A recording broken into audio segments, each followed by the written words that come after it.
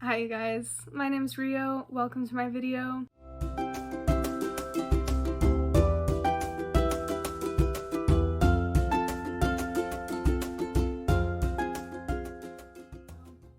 Today I'm going to be talking about confidence.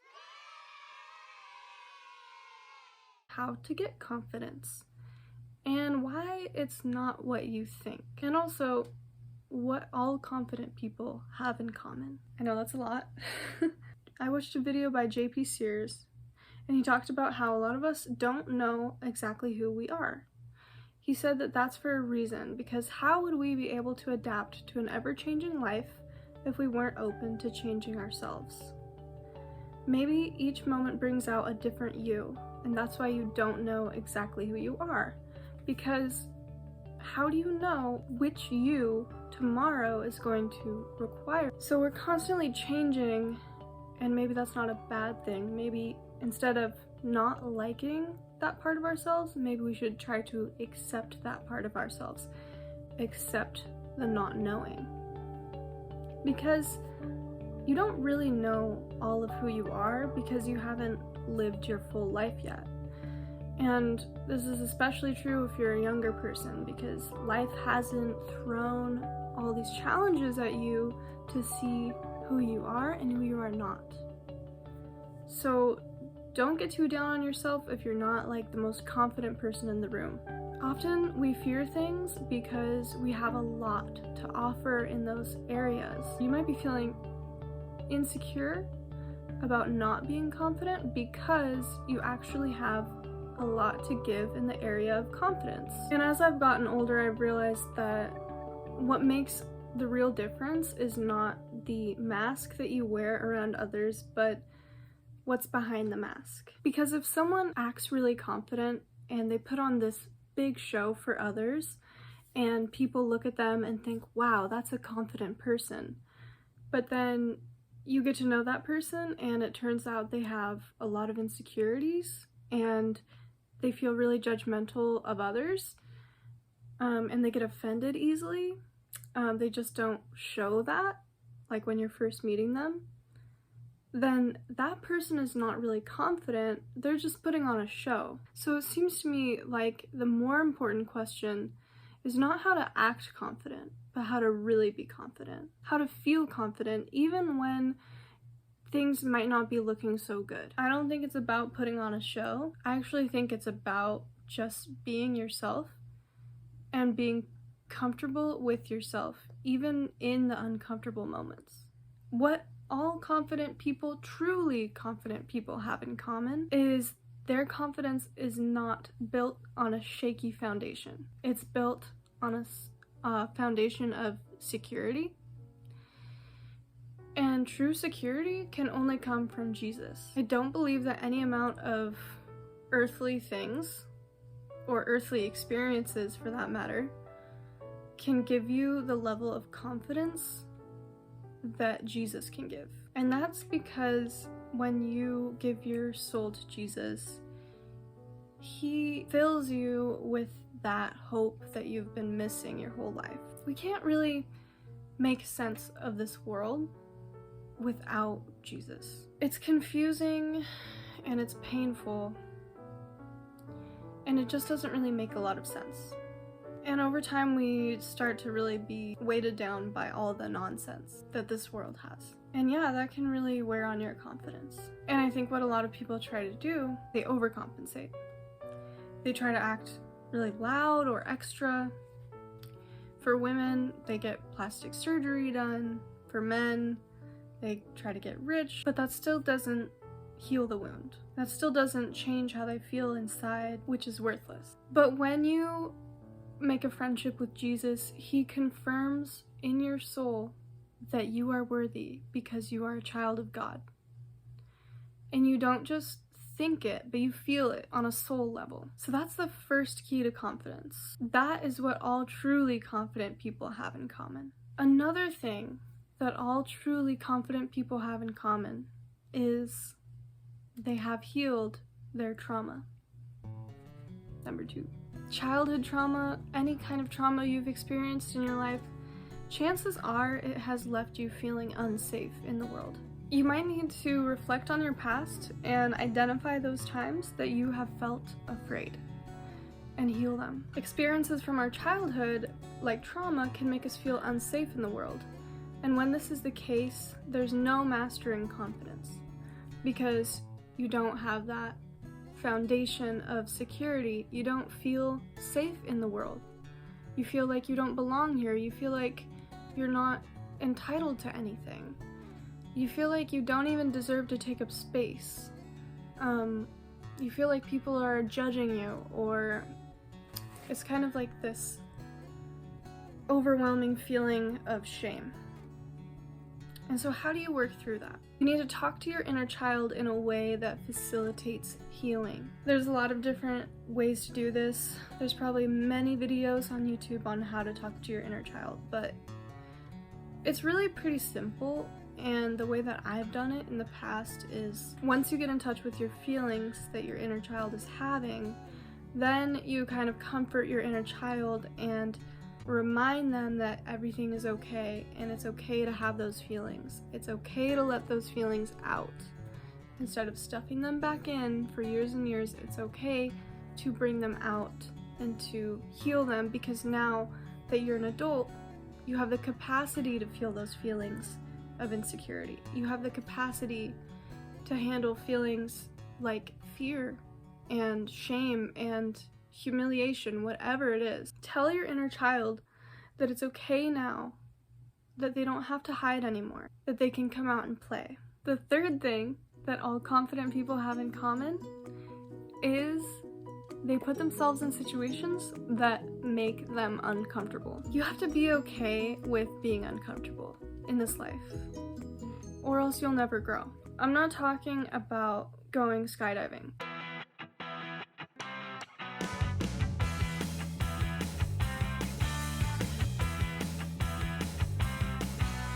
If that's not your thing. But I'm more talking about smaller things, like making a YouTube channel, or doing karaoke, or doing stand-up comedy, if that's the kind of thing that would push you. But again, it all comes down to identifying your fear and identifying ways to push that fear.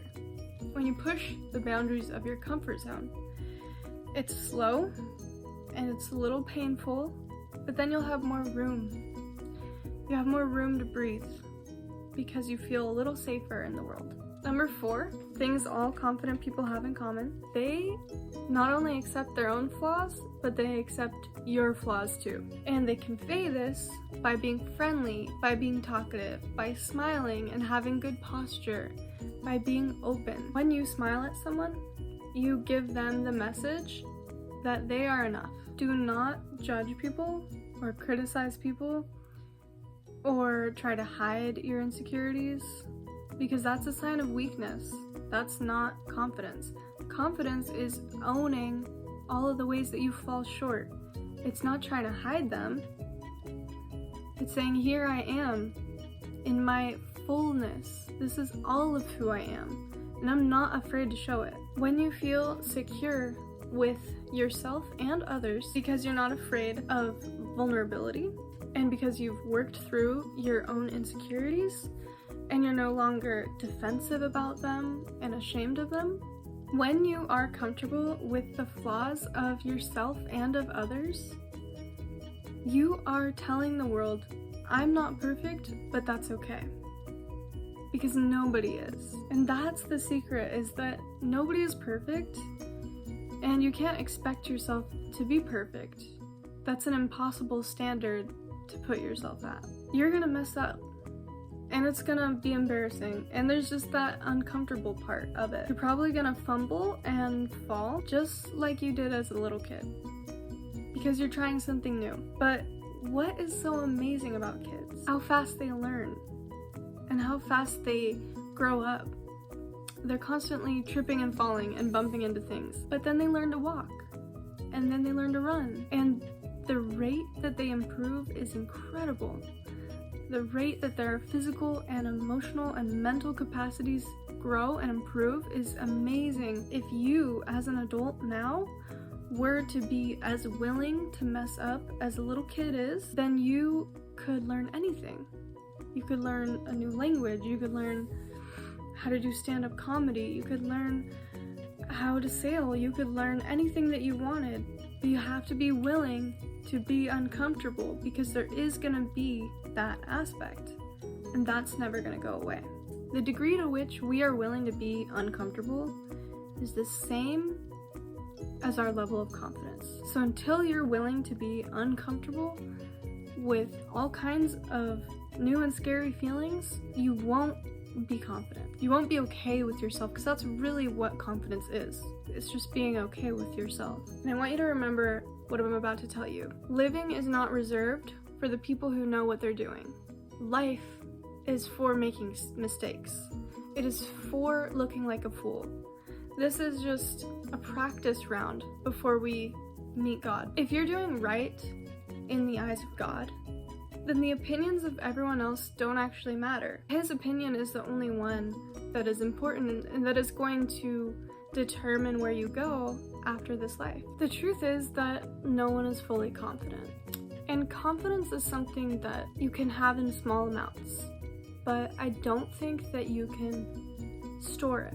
God gives you the exact amount of confidence that you need for each moment. So the more that you're in touch with God, the more confident you'll feel. God made this life, this earth for you to learn all these major lessons. So when we mess up, that's not us failing, that's us succeeding. So have confidence in the journey. Have confidence in the unknown. Have faith that God will deliver, because He always has. Have faith even when you're feeling really scared, even when things are uncomfortable because you haven't tried something before. And just get out there. No amount of watching videos is going to make you confident, I can tell you that. You have to ask God for hope every day. He wants you to keep coming back to Him. That's why He doesn't give you enough confidence for a whole lifetime. Because if He did, you wouldn't go back to Him to ask for more. So next time you pray, ask God for more confidence, more hope in your life. That's really it, is just believing in your life. And in order to do that, you have to believe that God has a good plan for your life, because He does, and He's looking out for you more than you realize. Don't fall into the trap of indecisiveness. We often get so scared to make decisions because we just want to push off the responsibility to someone else. But the thing is that you are perfectly capable of making decisions, and actually not a lot of people will make decisions, so be one of the rare people who will just take charge and will just take responsibility. Chances are you will make the right decisions. You just gotta trust yourself. You have to have faith. Faith is the biggest component of confidence. But another tip before we get there is to fill in the blanks. Have you ever been waiting for a text message back and then it just took forever, and then you started doubting yourself, does this person like me? Did I text them too soon? And all these silly thoughts. I'm sure you've been there. I'm sure you can relate. And it actually happens in a lot of other situations too, where maybe you turn in an application for a job and then it just feels like forever and they don't get back to you very fast. And you can just go down that rabbit hole of negative thinking. But what I want you to do, whenever there's the potential to doubt yourself, there's this blank period, right? There's this silence. And you can either give in and think negative thoughts, or you can fill those blank periods with positive thoughts. So I want you to try to just have faith the next time you're waiting. When you decide that you've got something, that you've got it down, and that you can do it, God aligns everything so that it will confirm this belief, and everything starts going right for you. When you instead decide you can't do something, the opposite happens. Everything starts falling apart. It boils down to faith. Are you faithful that your life will follow the plan that God has designed for it?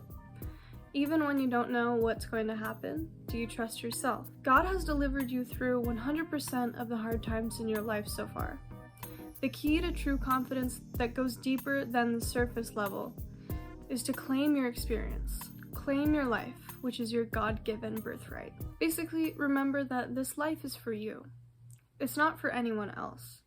So don't be so worried about the opinions of others that you hold yourself back and that you forget that. Make the decision that it's okay to take up space. Give yourself permission. It's okay to ask for what you need. The truth is that every day requires a different version of you, and that we are all chameleon souls thrown into this crazy earthly experience, and it's confusing. But God tests us by seeing if we will give in to the voices of doubt, the voice that says that we're not good enough, or if we'll cling to the little bit of faith that says that we are worthy. Will you own this one life that you have and live every day for no one but yourself? Will you choose to do what you love and trust how you feel? Or will you give in to the pressures of others? God is in control, and God designed you. God made you exactly how you're supposed to be. He already designed your whole life from start to finish. Now go out there and just for once, trust it. Go out there and demand the maximum that life has to offer. You've got what it takes. Please don't forget to like, comment, share, subscribe. My name's Rio, and I hope you have a great day. Bye.